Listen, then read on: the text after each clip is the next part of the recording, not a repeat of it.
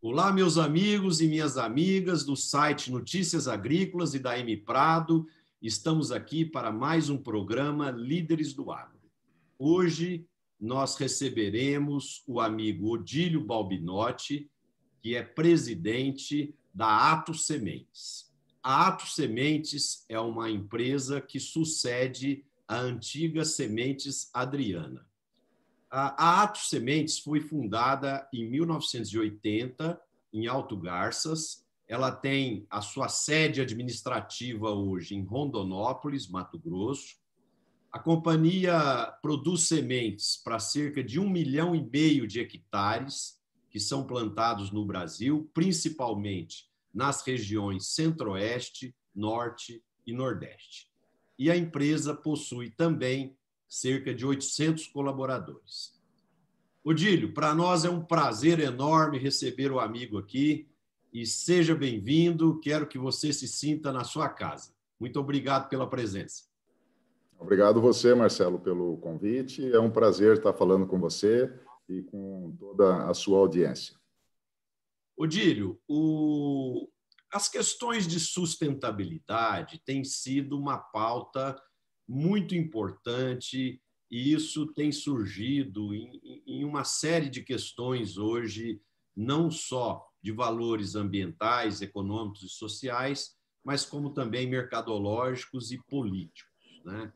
Recentemente, alguns estudiosos nos Estados Unidos fizeram um documento que foi colocado na mão do presidente Joe Biden, criticando as questões de sustentabilidade da agricultura brasileira, né, vamos dizer assim, e recentemente também o próprio presidente Macron impôs como condição de alguns acordos lá com o Mercosul que o Brasil revisasse as suas questões ambientais. Eu sei que a sua empresa tem uma prática bastante eficiente nessas questões de sustentabilidade. Então, gostaria que você compartilhasse um pouco conosco os valores que vocês praticam, quais as ações que vocês desenvolvem, até porque a nossa audiência é altamente concentrada em agricultores brasileiros e, com certeza, eles querem ouvir as suas experiências.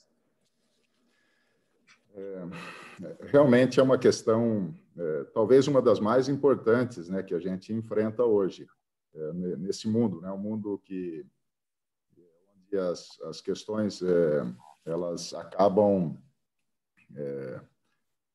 indo para todas as áreas, para a população, né, e formam-se os preconceitos, né? Então, realmente, o agro brasileiro, né, é um sucesso, está indo muito bem, nós vamos falar disso agora, né, e tá olhos vistos, né, para toda a população. Mas nós enfrentamos esse grande desafio, que é o desafio da comunicação, né? Realmente comunicar, né, para o mundo como a gente faz agricultura no Brasil, né? Eu gosto muito de viajar, né? Eu conheço o mundo inteiro. Agora, recentemente, estive na Indonésia, na Austrália, em Singapura, no Japão, em todos os China, na Europa inteira, já visitei, Estados Unidos. E quando a gente olha para o Brasil, para a nossa agricultura, né, Marcelo? A gente vê uma agricultura feita com muita responsabilidade. O agricultor brasileiro tem muita responsabilidade. Ele sabe que precisa ter sustentabilidade. Então, tanto que as leis que foram feitas no Brasil foram aceitas pelo agricultor, são as leis mais rígidas, talvez, do mundo, na questão ambiental. E o agricultor sabe da necessidade da sustentabilidade do seu negócio, né? Porque é um negócio que não é para hoje, é para continuar realmente atendendo sua família, atendendo a população, atendendo o mundo na produção de alimentos. Dentro da nossa empresa, a gente trabalha os valores morais, né, da nossa empresa, os princípios, eles levam para isso também, e é o que hoje dá sustentação na nossa empresa. Então, o trabalho com honestidade, né, o trabalho em equipe, a valorização do trabalho, o respeito ao ser humano, a inovação, né, e o foco no cliente. Esses são os valores da nossa empresa, os princípios. E é o que norteia e é o que faz a gente fazer as coisas bem feitas e cuidado com tudo, né? Então, eu acho que é isso, né? A agricultura brasileira ela está bem alicerçada, agora nós precisamos fazer essa comunicação bem feita com o mundo, né? As redes sociais, a imprensa, e eu acho que o governo agora está muito preocupado com isso e vai fazer isso muito bem feito, e os agricultores vão dar o exemplo, o respaldo aqui dentro do nosso país. Odílio, o setor de sementes tem sido um dos grandes responsáveis por essa grande evolução da produtividade da agricultura brasileira, né? Nos últimos 23 anos, a gente observa uma evolução de 300% na produção e a evolução da área plantada foi cerca de 1/5 disso, né? Então, isso mostra a competência do agricultor, da capacidade que ele tem de absorver tecnologia. O que você, como um produtor de sementes que está no mercado já há 40 anos, o que você tem visto? O que tem sido altamente significante para essa evolução de produtividade? É a adubação?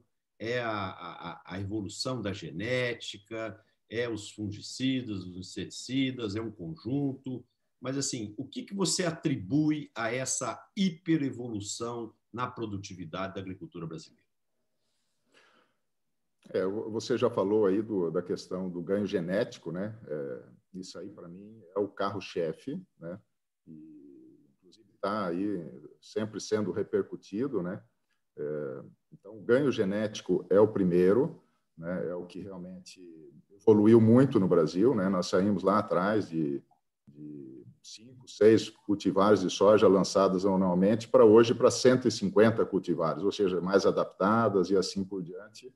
E a consequência é um ganho de produtividade. Mas, fora isso, teve uma evolução muito grande na execução também, né, das atividades agronômicas dentro da fazenda. A execução é fundamental. Então, são tecnologias, lógico, cada vez mais sofisticadas, produtos agroquímicos, máquinas que permitem, né, uma execução também do trabalho mais bem feito. E a agricultura é isso. A agricultura tem tantas variáveis que a execução é uma das coisas mais complexas e onde tem, na realidade, mais oportunidades. E isso vem melhorando. Então, a execução, né, uma aplicação de um defensivo muito bem feita, na hora certa, né, a identificação se aquilo ficou bem feito ou não, se aquilo tem que ser repetido, uma operação, um plantio com uma boa distribuição de sementes na profundidade correta, ou seja, a evolução das máquinas também. Então, é um conjunto, né? Aí é um conjunto que você não consegue quantificar, mas isso tudo contribuiu.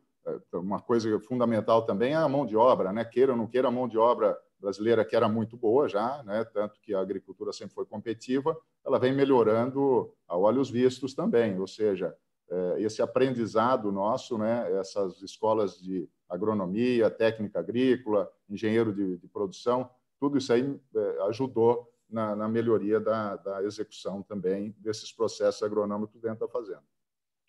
Odílio, eu há 30, 40 anos atrás, eu trabalhava como executivo de uma grande empresa e também tinha um negócio de sementes na época. E naquela época a gente falava que a semente boa ela é feita no campo e que na usina só se dá o acabamento final ali, na classificação por tamanho e tal.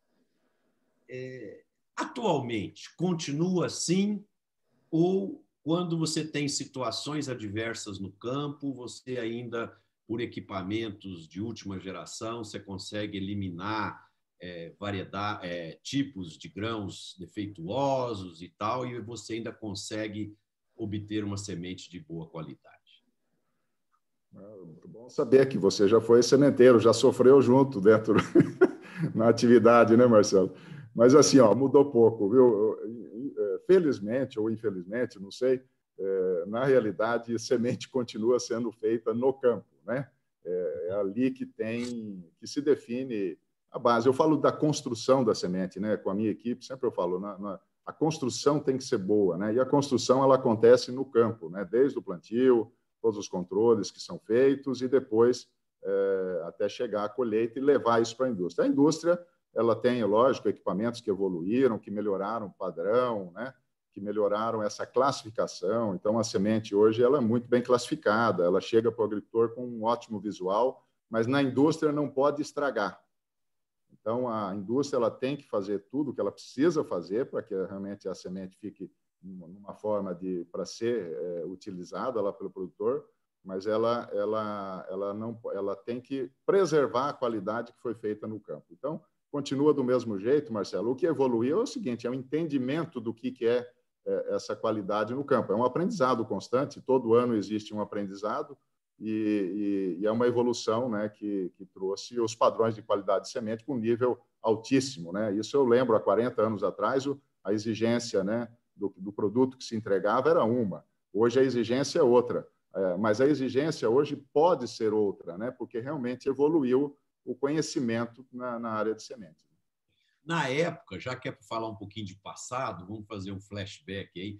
Na época, a gente não conseguia, 40 anos atrás, a gente não conseguia secar sementes, né? Então, a gente tinha que colher ela abaixo de 14% de umidade e depois saiu alguns silos que tinham um ventilador embaixo que soprava e aí a gente já conseguia colher semente aí com 16, 17% de umidade e através da ventilação forçada a gente conseguia reduzir a umidade lá para 14, para 13 e obter ainda uma boa qualidade de semente.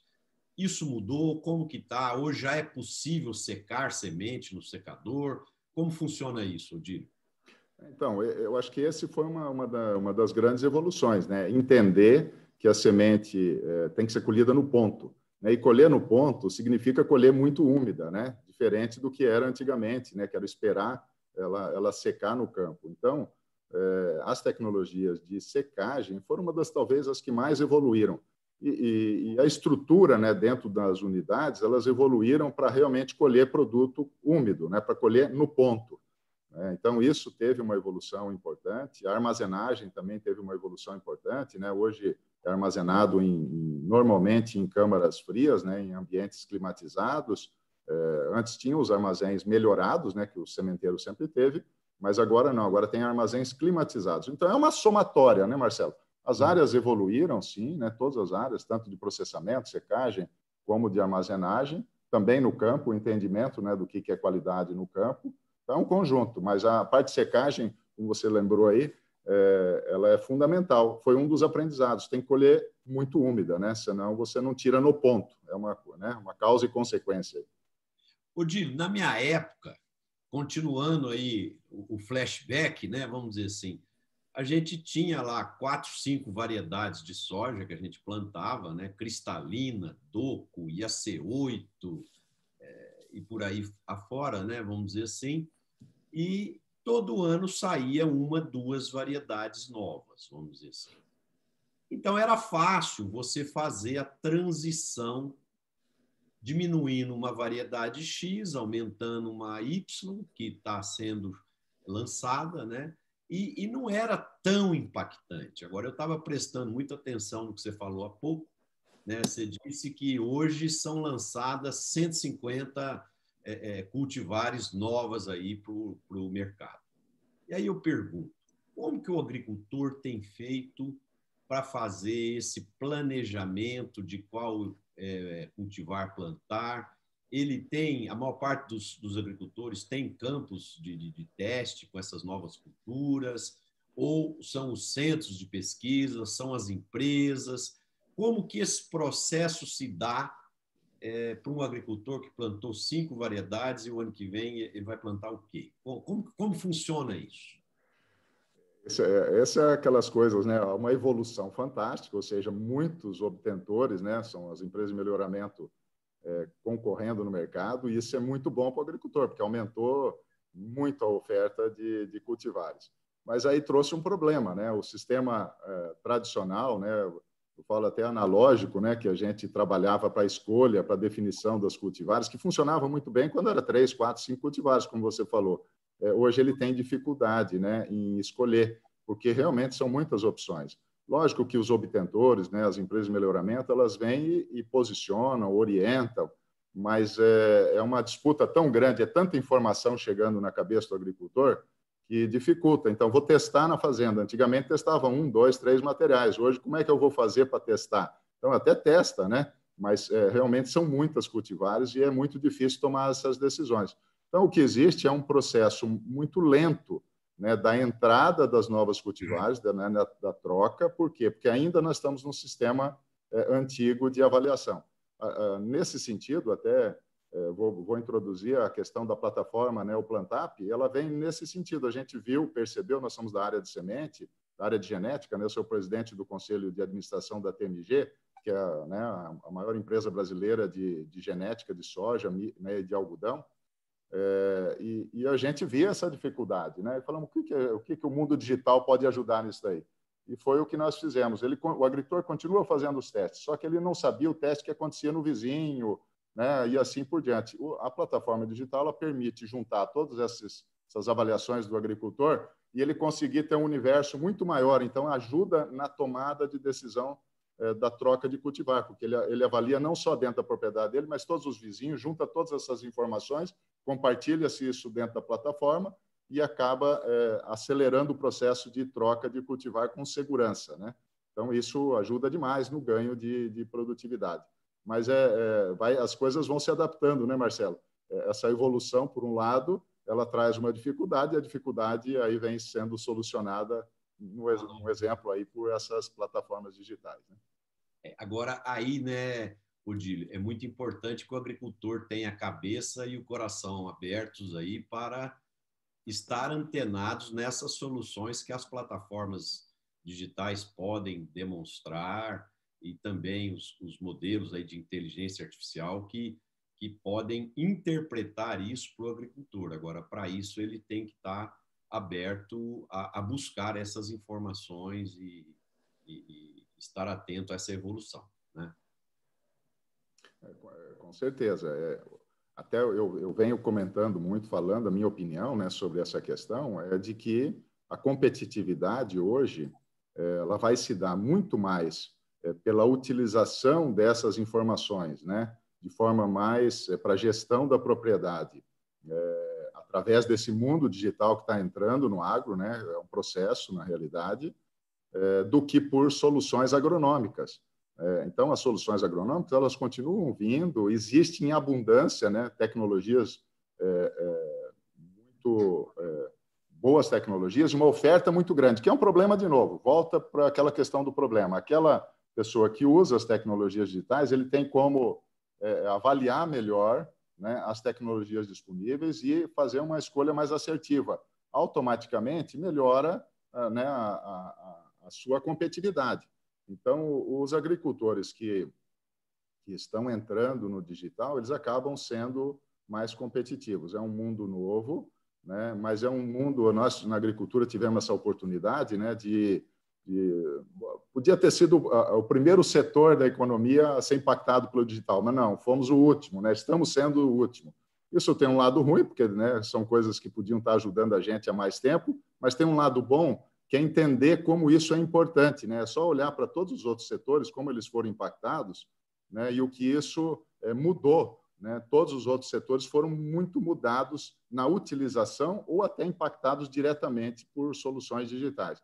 Então, a agricultura, né, não adianta a gente resistir muito, porque é só olhar, né, como isso realmente traz competitividade dentro dos outros setores. Mudou, né? Tanto que outras empresas de outros setores sumiram, aquelas que não aderiram, né? E surgiram novas. Isso em todas as áreas, né?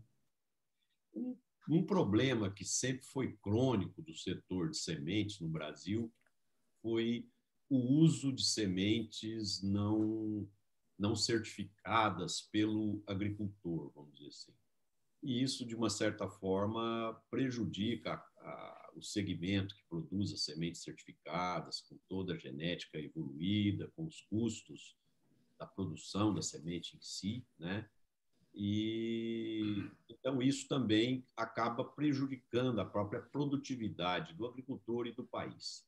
Como que está isso hoje? Quantos por cento da agricultura brasileira usa a semente certificada comprada dos sementeiros? Isso aí, Marcelo, ela tem uma segmentação, né? Tem algumas culturas onde a pirataria, né, é muito alta e tem outras que são menores. Na soja, nas grandes culturas, né? A soja é em torno hoje de 25%, né, de sementes não certificadas, né, vamos por assim, e no algodão é menos do que 20%. Depende da atividade. No milho é menos de 10%, né, de uso de sementes salva pirata, né? Não vou nem falar da salva oficial, mas a pirata mesmo, aquela que não paga royalty, né? Que esse é o grande problema. A salva tem até a legislação que permite, onde depois o agricultor paga também os seus royalties, né, e assim por diante. Agora, qual é o maior... Ele paga para a tecnologia, para a biotecnologia. Nós precisamos organizar para pagar também para o germoplasma. Mas isso está sendo... A solução, eu fui presidente da Braspov, a Associação Brasileira dos Obtentores Vegetais, né, por um período, hoje não sou mais. Mas a gente vê que passa pelo próprio agricultor, viu, Marcelo? O que acontece? Quem usa a semente e não paga os royalties, ele acaba, na realidade, se beneficiando daquele outro agricultor que comprou a semente certificada e pagou os royalties, né? Porque esse royalty ele vai lá e realimenta os sistemas de pesquisa, né, e que depois traz os benefícios através das novas cultivares. Então, para mim, a solução ela tem que passar pelo próprio agricultor, que não pode aceitar mais, né, que colegas seus não paguem o royalty, porque, na realidade, está se beneficiando, né, desses agricultores que cumprem esse processo de compra e pagamento de royalties. Então, tem feijão, por exemplo. Feijão, 80%, 90%, não paga royalties. Automaticamente, a Embrapa, que é uma das principais, né, produtoras aí de cultivares de feijão, sai prejudicada, né? Ela não consegue, né, ter dinheiro suficiente para melhorar as cultivares de feijão. E aí o feijão não aumenta a produtividade na mesma velocidade que soja, milho e outras espécies. Então, eu acho que o próprio agricultor, aquele que entende esse raciocínio, e que é a maioria, viu, Marcelo? É a maioria, né? Ele organize a legislação, né, e faça com que todos paguem, né? Aí sai mais barato, né? Eu acredito que se todos seguirem a legislação, né, eu acho que o agricultor ganha, o país ganha e a agricultura vai prosperar com mais velocidade e rapidez. Há um tempo atrás, Odílio, eu estava conversando com você e você estava me dizendo que você posterga o plantio da sua soja para poder sair de uma época chuvosa na colheita. E ao fazer isso, você sacrifica um pouco da sua produtividade.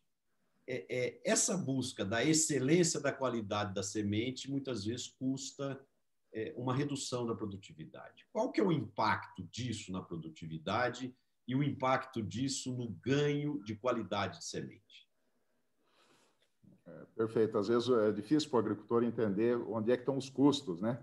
Os custos, eles estão dessa forma, né? Quem é os sementeiros profissionais, né, como é o caso da nossa empresa, ela usa desse artifício, que é deslocar, né? São duas situações. Uma é deslocar um pouquinho para frente, né, dentro, atendendo a legislação, né, do vazio sanitário, e o outro é espaçar, aumentar o tempo de plantio, né, não fazer ele todo concentrado. Isso aí chega a reduzir, Marcelo, 20% a produção de grãos. Ou seja, isso é um custo, né, de você querer buscar a excelência. Então, 20%, né?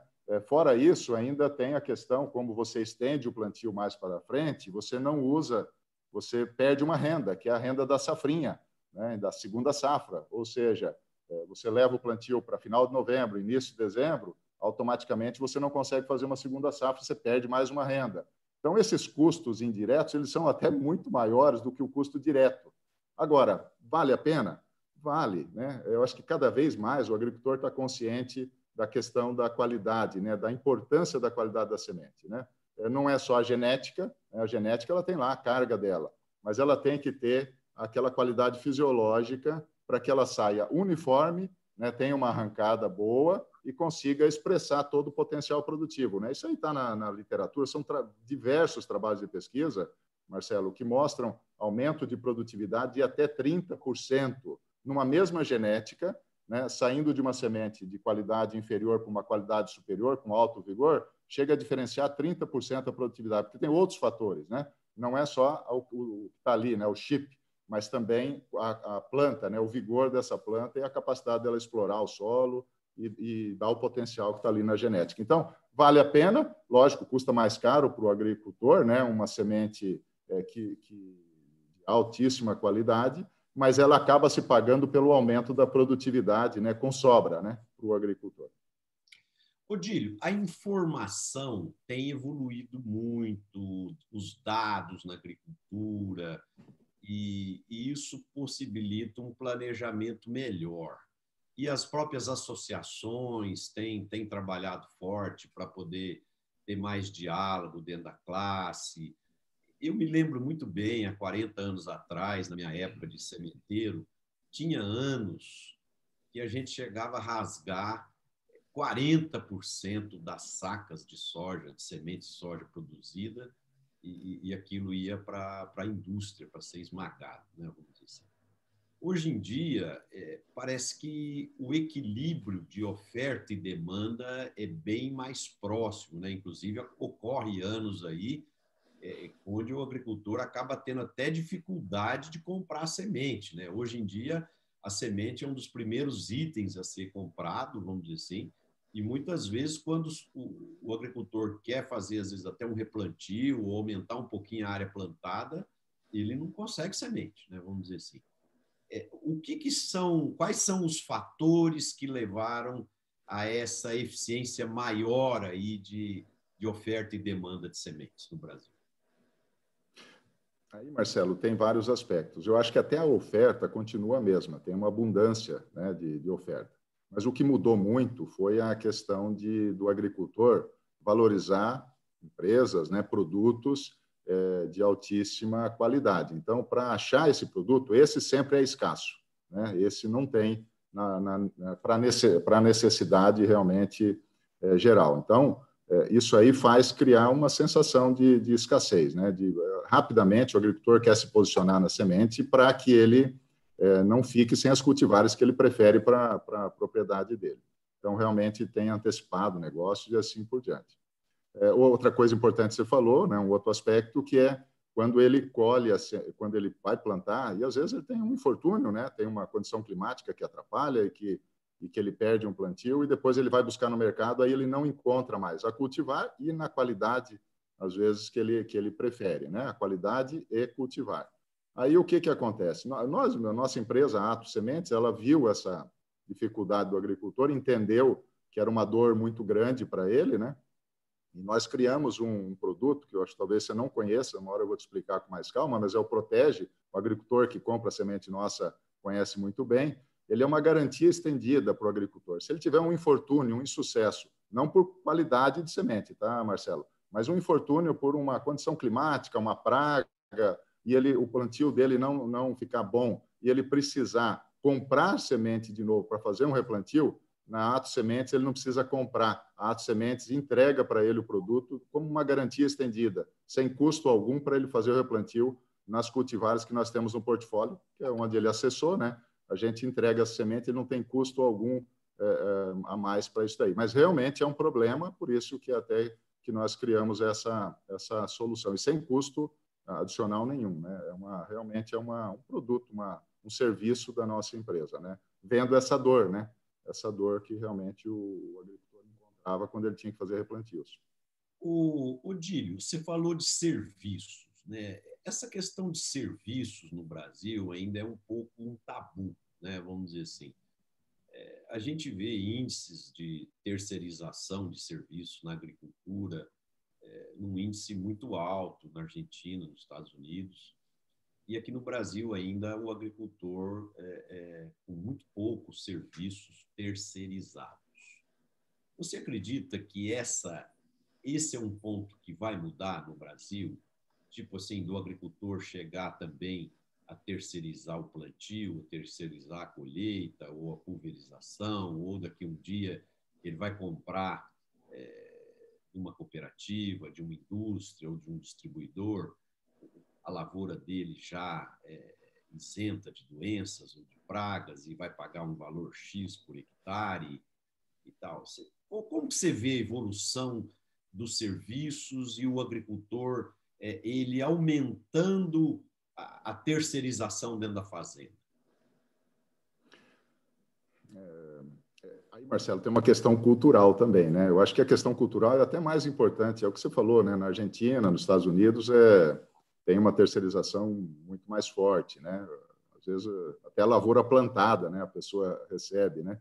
E aqui no Brasil, o agricultor tem uma cultura, né, de ter a máquina, né? De ele mesmo manusear e fazer todo esse trabalho, contratar pessoas e assim por diante. Eu acredito na especialização. Eu trabalho muito com empresas terceirizadas, né? Muito assim, até o nível, acho que até pela questão cultural no Brasil, a gente tem dificuldade em encontrar empresas especializadas para fazer a terceirização. Uma coisa é causa e consequência, né? A gente não sabe o que vem primeiro, mas nas áreas que tem empresas que oferecem, né, uma qualidade, né, necessária, colheita, por exemplo, metade da minha colheita é feita, mais da metade com terceirização, né? Na área de pulverização aérea, por exemplo, eu não tenho aviões, né? Tudo terceirizado. Ou seja, as áreas que estão se profissionalizando, né, e conseguindo atender bem, eu já estou avançando. Mas eu acho que tem uma questão cultural a ser vencida, e vai ser vencida, né? Então, o meu pensamento é que, no futuro, nós vamos ter realmente empresas especializadas em cada departamento, né? Vamos por assim. Aí você falou de pragas e doenças. Já tivemos diversas tentativas de empresas de agroquímico, né? E estão buscando, estão testando, fazendo seus pilotos de lavoura cuidada, né? Entregar a lavoura no final num custo só, e lá no final ela protegida, vamos por assim. E são os pilotos, vão ter os aprendizados, mas a tendência também é caminhar para isso. Então, eu acho que esse é um caminho sem volta. O digital vai acabar ajudando nisso, né?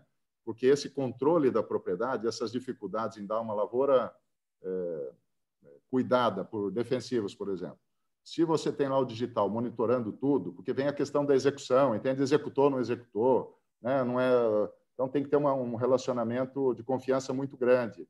O digital vai permitir isso, porque vai monitorar completamente a execução, né, das operações dentro da propriedade. Então, os dois lados podem confiar, tanto a empresa de agroquímicos, como, estou dando um exemplo, né, como o agricultor, né, de que aquilo aconteceu na hora certa e o resultado, né, foi dentro do contento, né?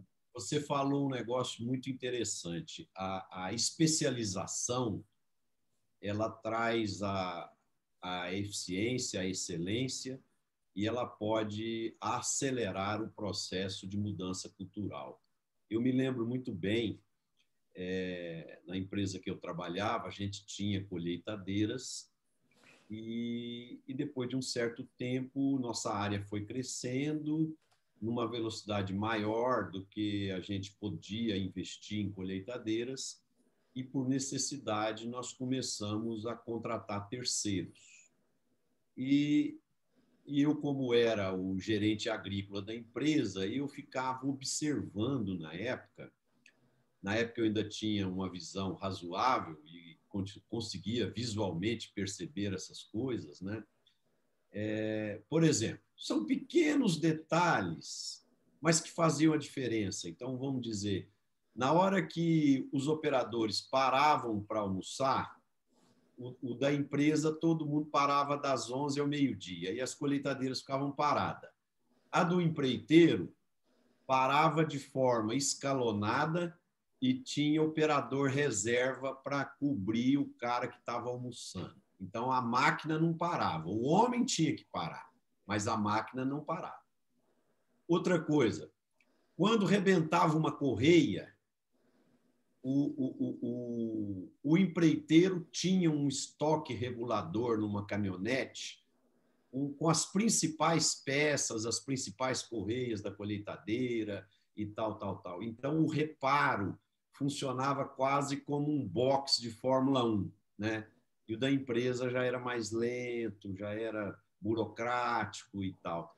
Então, quando terminava a colheita na nossa fazenda, ele já ia para outra região colher. Então, enquanto a nossa colheitadeira colhia 60 dias por ano, a dele colhia 4, 5, 6 meses, né?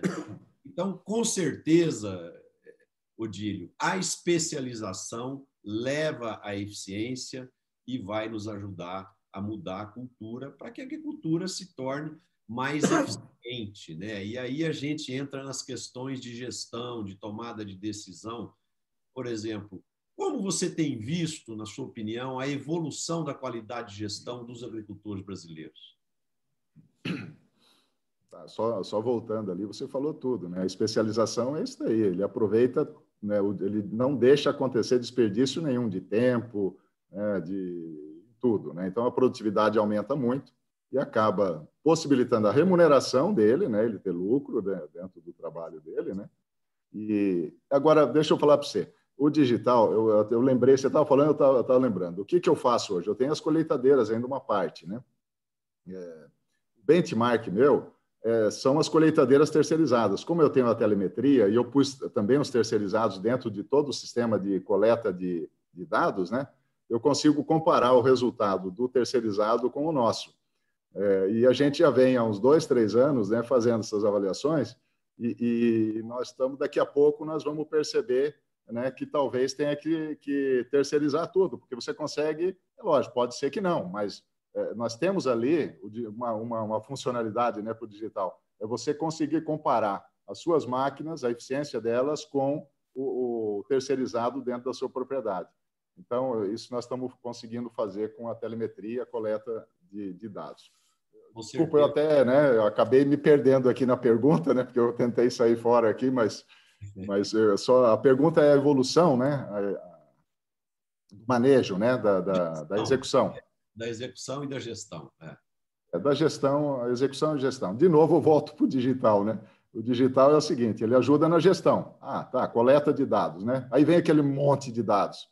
Aquilo vira uma informação gerencial. Mas se eu não usar aquilo lá, não serve para nada, né? Então, assim, eu vou falar para você que na gestão agronômica, aquele do acompanhamento da fazenda, no geral, o agricultor brasileiro evoluiu bastante e faz isso muito bem feito e por isso que é competitivo. Só que mudou. Agora tem muito mais dados, mais informações para fazer uma gestão muito mais sofisticada de rendimento de máquina, desperdício de produtos, outras coisas que ele não dominava, que ele não conseguia dominar, até pelo sistema antigo não permitia isso. Então, esses dados eles vão virar informações gerenciais, ou seja, a gestão vai poder melhorar bastante. Então, evoluiu dentro do mundo analógico bastante, por isso nós somos competitivos, mas ainda tem assim um universo, né, para ser explorado, que é através desses dados, né, que vêm da agricultura digital, que viram informações para você tomar decisões diariamente, né? Então, é uma revolução, viu, Marcelo? Nós sabemos o que, né, que a genética de soja, por exemplo, eu sou do membro fundador do SESB, Comitê Estratégico Soja Brasil, não sei se você conhece. Isso, né? O SESB faz essa avaliação. Oi? Leonardo trabalha, é um dos líderes lá, né? O Leonardo Sologuri, é isso? Sim, o Leonardo, amigo meu lá. Então, tem vários amigos, a gente se juntou de várias áreas, né, e montamos lá o SESB, e a gente testa, avalia aí, né, o potencial produtivo, né, da soja nas propriedades pelo Brasil inteiro. E você vê lá 120, 130, 140 sacos por hectare. Lógico, né, são situações pequenas, onde o clima correu bem, mas mostra o quanto nós temos condição de capturar ainda com as tecnologias existentes. Isso é uma curiosidade, né? Com o que existe hoje. Não é feito nada diferente. Lógico que são feitas combinações distintas das tecnologias existentes, as doses de fertilizante e assim por diante. Mas também vê a viabilidade econômica. A gente vê viabilidade econômica dentro do SESB, né? Eu até estou um pouco afastado ultimamente, né? A gente vai revezando lá. Quem tem mais tempo fica, né, mais próximo, ajudando a tocar o projeto. Mas eu estou um pouco afastado, mas quando eu estava muito próximo, eu percebia isso, né? Essas combinações, a execução perfeita, porque é uma área pequena, né? Então tem muito potencial para ser explorado ainda na execução. Mesmo sendo uma boa execução do agricultor, ela tem como melhorar muito, né? Agora, para uma área grande, como é que eu melhoro? Numa pequenininha eu consigo controlar. Aí vem as ferramentas digitais, vem a informação online, né? Vamos dizer, para o agricultor melhorar essa execução. Odílio, você estava falando há pouco aí, né, das questões do digital permitir uma boa análise do quem mais é eficiente, se é você prestando seu próprio serviço ou o terceiro e tal.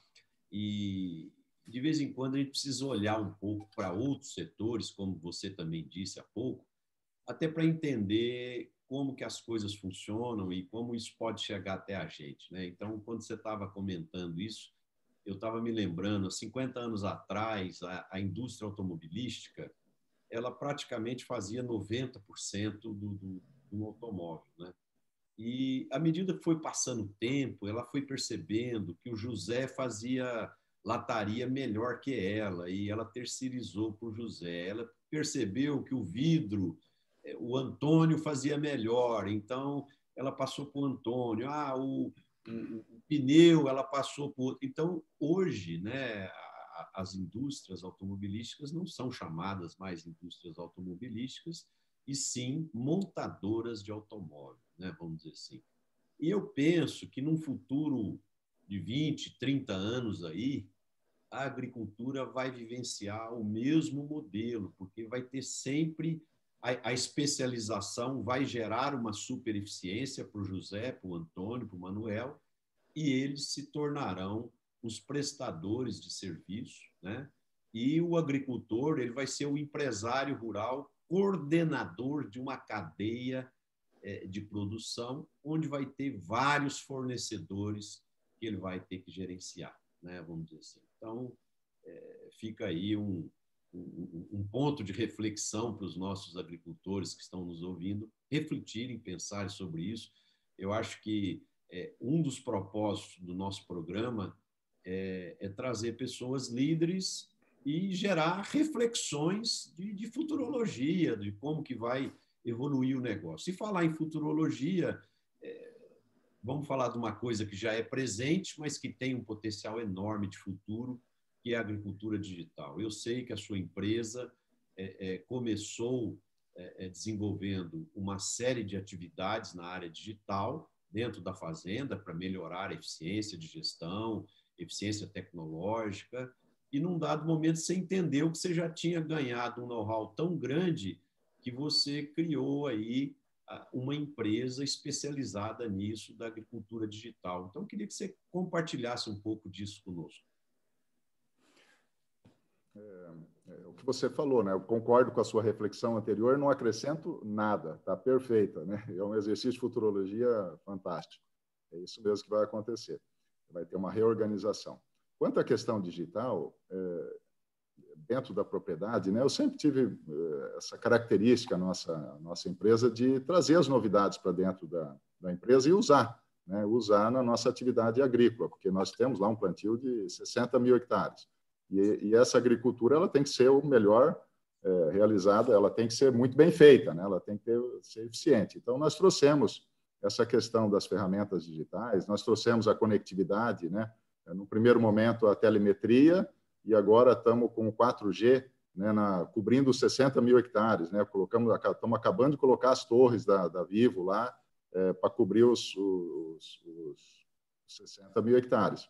Então, isso aí permite tanta coisa, né? A gente começou a ter uma coleta de dados, uma qualidade, né, da informação, porque antes a gente coletava, Marcelo, eu sempre fui de coletar dados, né? Era tudo manual. Você imagina o trabalho que dava para você, o operador preencher lá, né, o que ele produziu, como é que está. Então, era um questionário gigante. O cara tinha que ter um treinamento fantástico, e mesmo assim tinha muito erro. Então, o digital veio e dentro já da filosofia nossa de coletar dados para usar isso como informação para melhorar a gestão, o digital nós introduzimos rapidamente, coletamos esses dados e aí nós estamos fazendo a gestão dessas informações. Então, eu vi ali que é o caminho mesmo, né? Não tem outro caminho. Esse é o caminho. Aí você falou, e vocês acabaram criando produtos digitais? Sim, a gente viu ali, a mesma coisa da dor lá da semente que eu falei para você, né, do Protege, que a gente viu uma dor. E nós, por sermos do setor de sementes, de genética, né, que a nossa empresa participa também, nós sabíamos de uma dor, aquela dor da escolha da cultivar, né? E nós criamos daí uma plataforma, né, digital de compartilhamento de informações agrícolas que ajuda o agricultor a monitorar a lavoura dele, mas ajuda também a escolher a cultivar. Então, é uma área de conhecimento nossa, nós criamos um produto. Então, eu tenho hoje o Grupo Ato, né, que é a nossa holding, ela tem a Ato Sementes, que é conhecida, era a antiga Sementes Adriana, né, que é a Ato Sementes atualmente, que é bastante conhecida, é líder no mercado brasileiro. E aí eu tenho agora a Ato Intelligence, que é uma empresa que eu criei para a gente usar esse conhecimento nosso no desenvolvimento de produtos, soluções para o agricultor. Então, nós estamos aí com a plataforma Plantap, agora lançamos o AgriPro, né, que é uma plataforma de pessoas, né? Depois eu explico com mais tempo numa outra conversa. E agora nós incorporamos uma empresa de radares meteorológicos para dentro da nossa empresa, mas a intenção não é...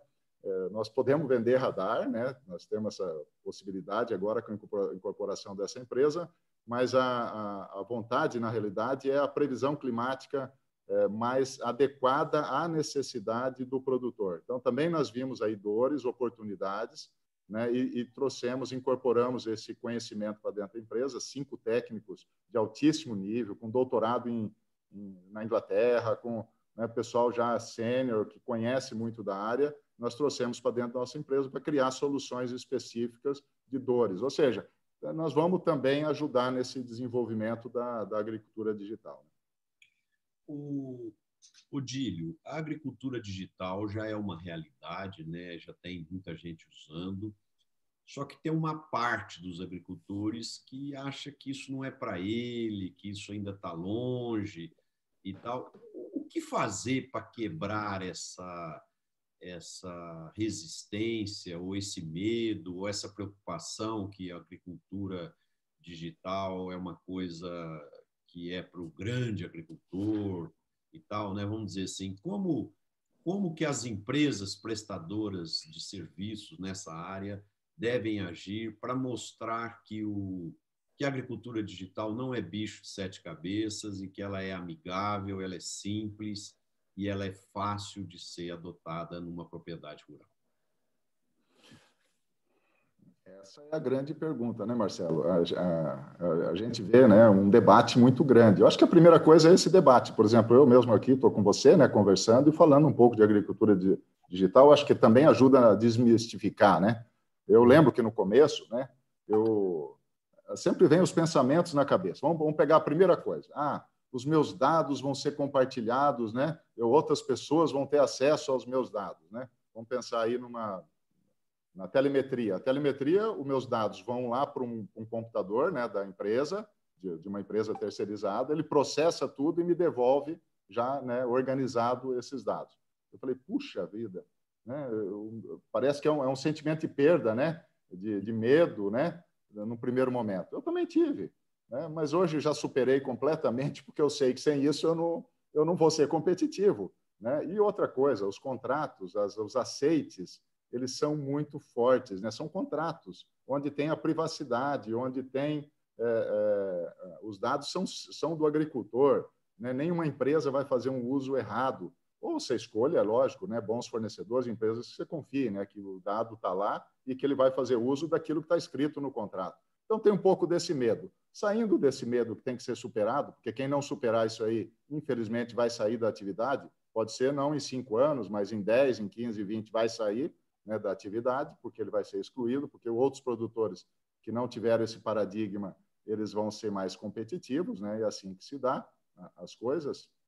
Então, esse é um aspecto. O outro é aquela preocupação. Poxa, eu não tenho gente qualificada, eu não tenho, né? Como é que eu vou lidar com isso? E essa é talvez a maior dúvida, né? Eu tenho falado o seguinte, Marcelo, tem que trazer para dentro. Traz para dentro da sua propriedade, né? Faz lá as negociações e traz essas soluções para dentro da propriedade.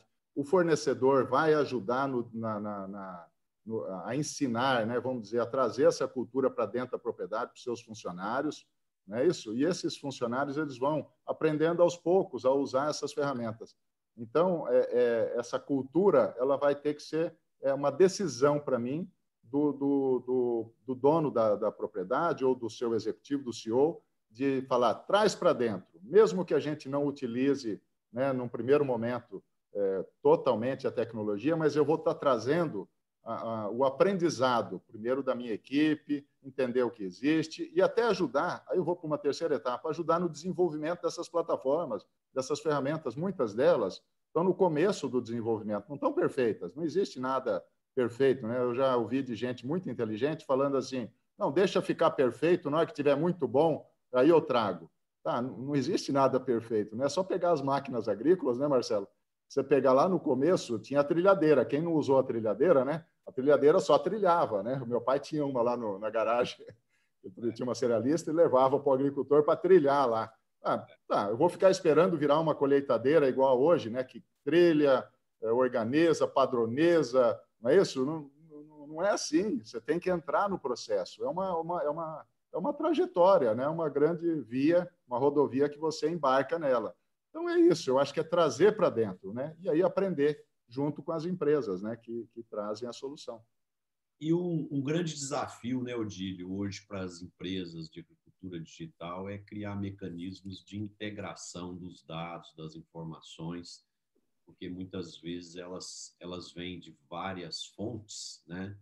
E elas acabam ficando dispersas, né? E esse é um desafio grande também de integrar tudo isso e transformar todo esse conhecimento gerado, esses dados, essas informações, em, em algo que possibilite tomadas de decisões mais precisas e mais eficientes.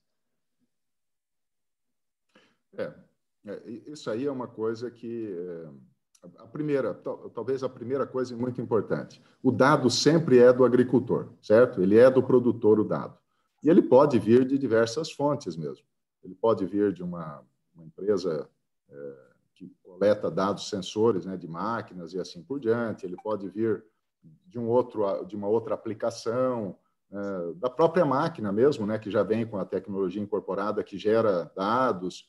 Ou seja, realmente tem sobreposição, né? Vamos pôr assim, esse é um problema, sobreposição de dados vindo de vários lugares, e para o agricultor o problema é que às vezes não concentra tudo num lugar só para ele fazer uma análise mais do conjunto.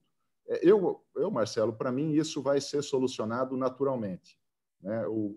As empresas estão amadurecendo nos seus relacionamentos, existem os APIs, né, que são desenvolvidos para que uma solução qualquer do mercado de digital e uma outra conversem, né, para que o agricultor não precise lançar duas vezes a mesma coisa. Então, já existe isso, né? Só que ainda está no começo, né? Ainda tem muita coisa a ser feita. E também o agricultor entender que ele é o dono dos dados, né? Às vezes tem algumas empresas que talvez até dificultem, não é porque quer, mas às vezes não dá um acesso, uma facilidade para o agricultor usar esses dados, levar para outro ambiente onde ele quer, mas esse é um direito do agricultor, certo? Então, é uma coisa que vai amadurecer tanto para o lado do agricultor, de saber que é dele, ou seja, que ele pode pedir, exigir da empresa, né, que está lá prestando serviço para ele, de que ele disponibilize isso num ambiente onde ele vai usar para uma outra coisa, né? Isso é dele. E o outro é das empresas amadurecerem esse relacionamento entre elas, para que esses APIs sejam coisas mais fáceis, mais simples, né, e que acabem ajudando o agricultor nessa consolidação dos dados, né? Odílio, você falou em amadurecimento, né? A gente tem visto um amadurecimento muito grande dos empresários agrícolas, principalmente naqueles de grande porte, onde já estão sendo construídos conselhos de administração, modelos mais elaborados de gestão e governança, né?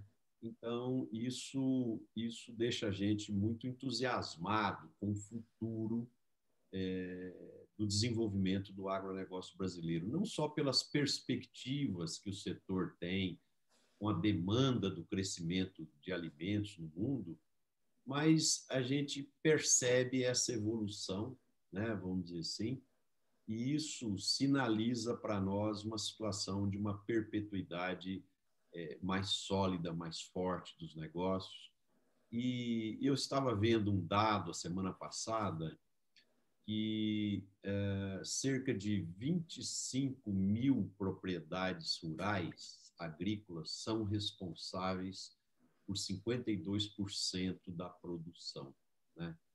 E que no Brasil existem 5 milhões de propriedades agrícolas e 2,5 milhões delas, os líderes obtêm menos de 2 salários mínimos por mês de renda. Então, assim, a gente vê que o Brasil ainda é um mosaico, né, vamos dizer assim, de áreas de grande prosperidade e desenvolvimento e, ao mesmo tempo, áreas de muita carência e de grandes oportunidades de evolução. Então, eu tenho certeza que as ferramentas de gestão, de governança, a agricultura digital vai nos ajudar a acelerar esse processo para que o Brasil, no futuro, não tenha tantas diferenças de renda, de tecnologia, de qualidade, de eficiência de gestão e assim por diante. Como que você vê esse contexto, Odílio? É um tema bastante complexo, né, Marcelo? Tem várias abordagens, né? Vamos por aí. Primeiro, nós temos os pequenos agricultores. Eu trabalho com culturas, com milheto, né? Não só semente de soja. Semente de milheto, forrageiro, azevém. E eu vendo muito no sul do país, onde tem agricultores menores, né? Aqui no centro-oeste, norte e nordeste, é caracterizado por propriedade já de um porte maior, né? Mas quando você vai para o sul, sudeste, tem muitas pequenas propriedades, principalmente de leite, né? Produção de leite. E a gente vê o seguinte, a reclamação lá é que o filho não quer ficar mais na propriedade, né? Ele não quer suceder o pai. Então, tem esse aspecto, ou seja, isso aconteceu no mundo inteiro e dificilmente vai ser diferente no Brasil, porque as cidades, né? As oportunidades que parecem, né, que existem na cidade, porque hoje a gente vê que a oportunidade está no campo, né? Às vezes atraem esses filhos, né, desses agricultores que estão lá, né, na atividade, que precisariam suceder e continuar. Outra questão é a renda, como você falou. Não adianta, às vezes a pessoa desiste, não quer suceder, porque está vendo a dificuldade, né, de se sustentar naquela pequena, micropropriedade. Isso aí, eu acho que o digital vai ajudar muito.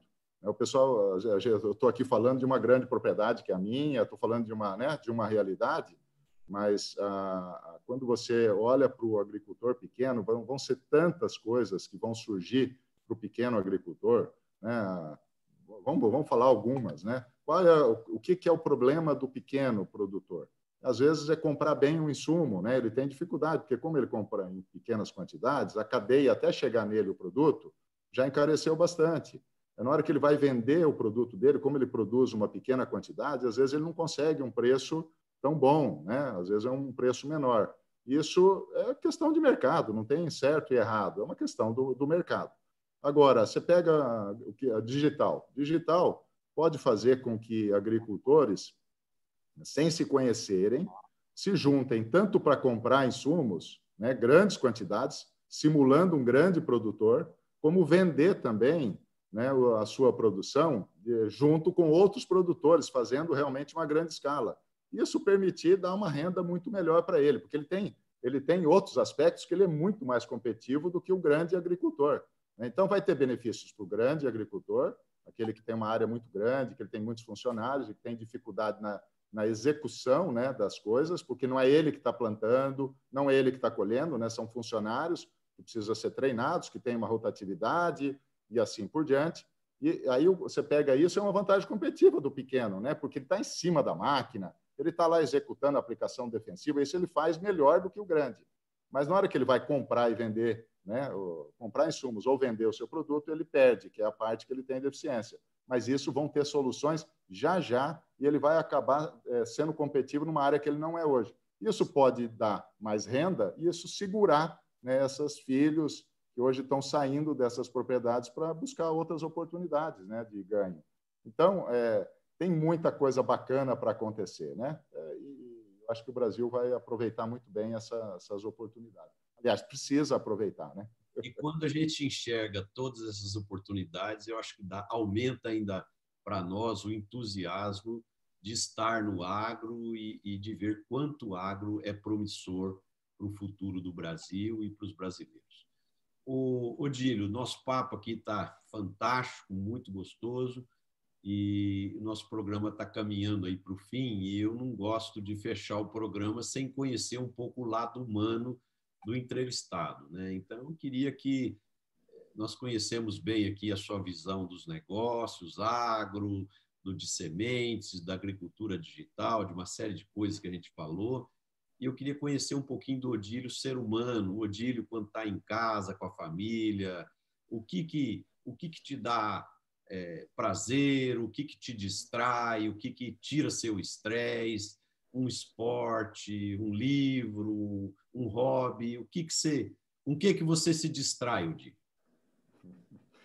Eu fui muito afetado pela pandemia, viu, Marcelo? Porque o que mais me distraía era viajar. Eu viajo muito, né? Eu fazia 3 viagens por ano, dentro do Brasil e fora do Brasil, né?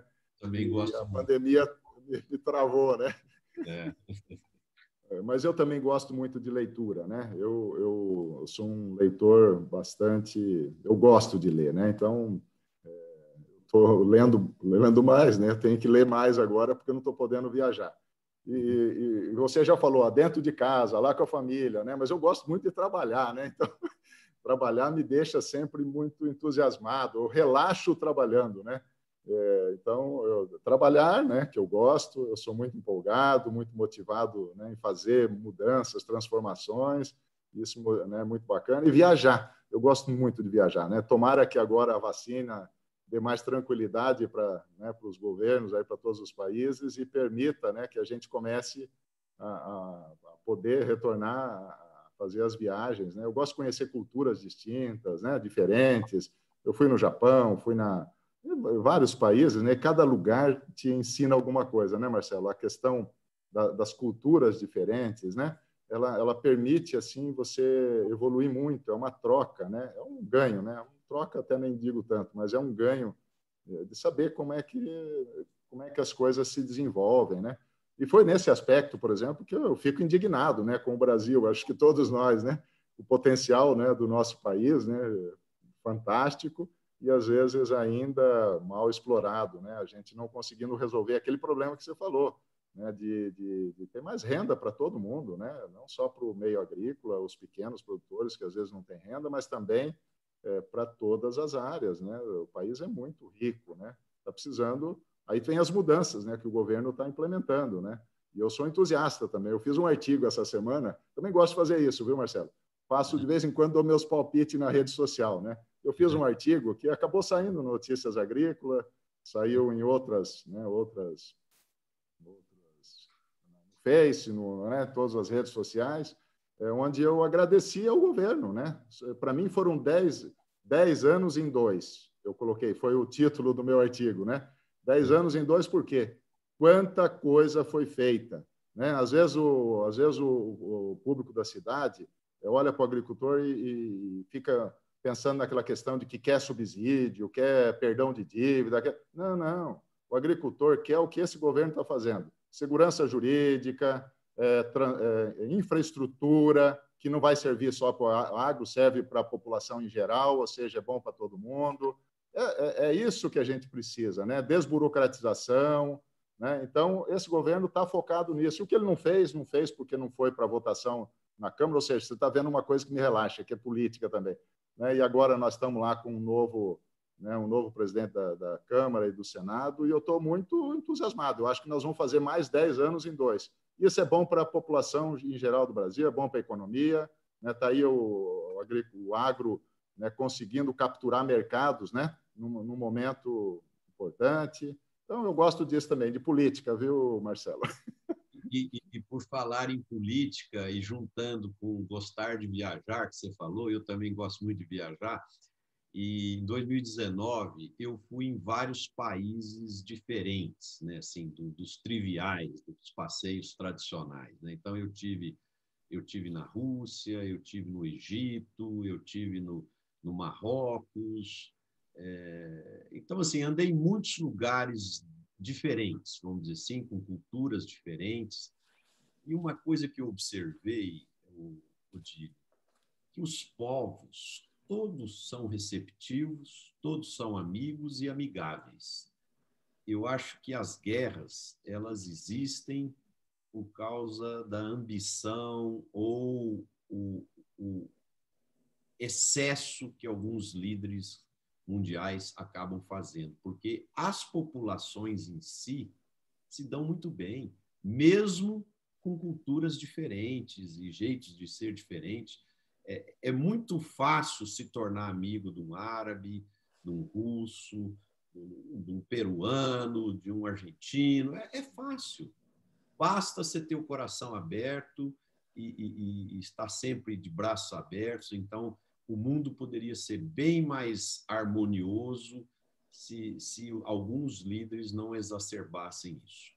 Mas, para fechar, Odílio, eu queria que você deixasse aí, em um minuto a mensagem final sua para os nossos espectadores, sua mensagem sempre de otimismo. O que você está vendo aí para 2021? Realmente, eu estou sempre otimista, viu, Marcelo? Mesmo quando vem as dificuldades, a gente são oportunidades, né, de evoluir.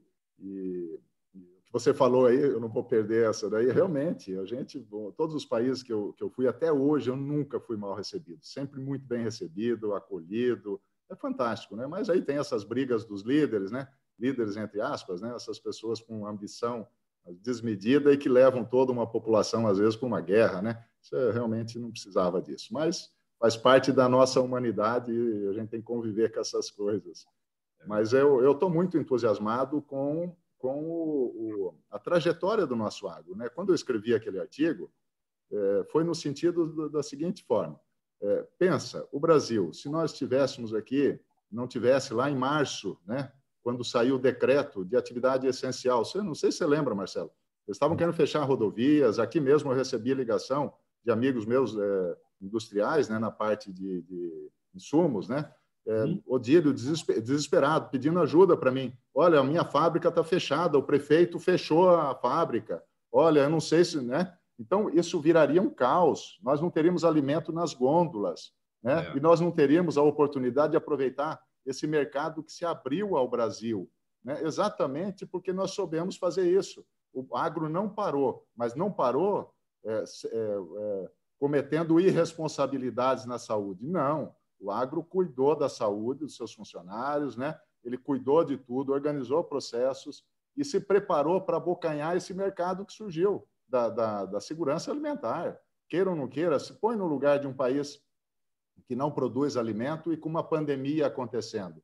É natural, né, que esses países eles fiquem preocupados com o fornecimento de alimentos. Isso permitiu, né, que o Ministério da Agricultura, com a Tereza Cristina, é muito competente, que ela fosse lá e abrisse mercados que faziam anos que o Brasil queria abrir e não conseguia. Mas aqueles países mais sensíveis, né, nesse momento de pandemia, falaram, opa, né, vamos abrir para o Brasil, que está lá produzindo, e nós podemos precisar de muito mais do que aqueles fornecedores tradicionais que têm fornecido. Então, eu estou muito contente porque realmente criou uma base muito boa para que nós ampliássemos nossos mercados e que o agricultor capturasse todas essas oportunidades com segurança, cuidando da saúde, como tem que ser feito, né?